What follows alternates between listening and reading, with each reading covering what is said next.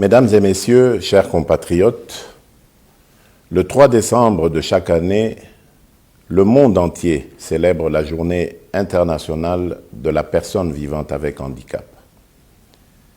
Je salue cette journée instituée par les Nations Unies depuis 1992, qui se veut une affirmation de la citoyenneté de la personne vivante avec handicap, à l'instar d'autres personnes, pour non seulement la reconnaissance et la promotion de ses droits, mais aussi pour sa pleine participation aux différents domaines de la vie.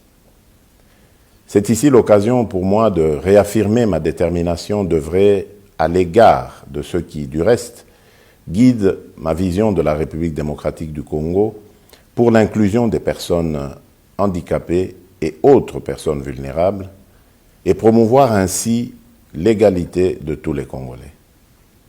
Il va donc de soi que j'attache une attention toute particulière aux personnes vivantes avec handicap qui doivent se sentir capables d'œuvrer pour leur propre épanouissement, comme les autres citoyens, pour le développement de notre pays.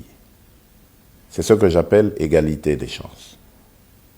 C'est pourquoi la création au sein du gouvernement national du ministère délégué chargé des personnes vivantes avec handicap et autres personnes vulnérables est un pas vers la concrétisation de cette vision.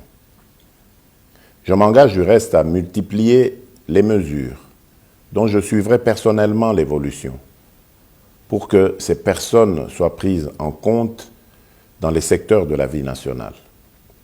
Mesdames et messieurs, chers compatriotes, le thème choisi pour la Journée internationale des personnes vivantes avec handicap cette année 2019 par les Nations Unies est promouvoir la participation des personnes handicapées et leurs dirigeants, agir pour le programme de développement 2030. Ce thème est une interpellation pour les États du monde à intégrer la donne handicap dans tous les programmes visant le développement durable. La République démocratique du Congo, notre pays, est consciente de ses engagements pris dans le domaine des personnes handicapées, notamment en ce qui concerne la Convention internationale sur les droits des personnes handicapées qu'elle a ratifiée en 2015. Pour ce faire, nous prenons la pleine détermination d'œuvrer pour la réalisation de ces engagements.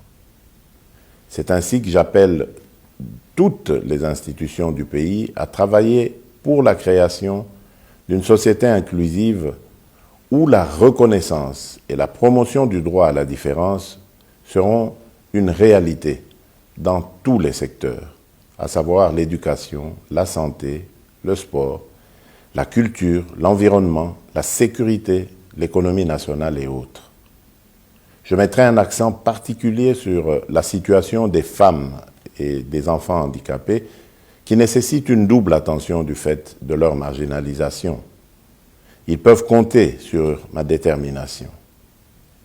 Mesdames et messieurs, chers compatriotes, l'année 2019 est aussi celle où le Parlement de notre pays se mobilise pour l'adoption de la loi organique portant participation, promotion et protection des personnes vivantes avec handicap, telle que recommandée par l'article 49 de notre Constitution.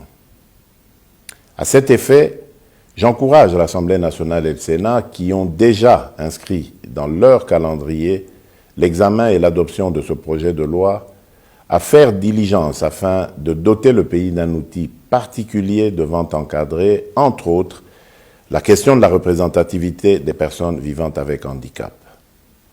Je voudrais également lancer un appel à l'endroit de nos frères et sœurs vivant avec handicap pour leur dire d'avoir davantage confiance en elles et de s'impliquer dans le processus de la reconstruction de notre pays. En République démocratique du Congo, chaque personne a sa place et personne n'est à exclure.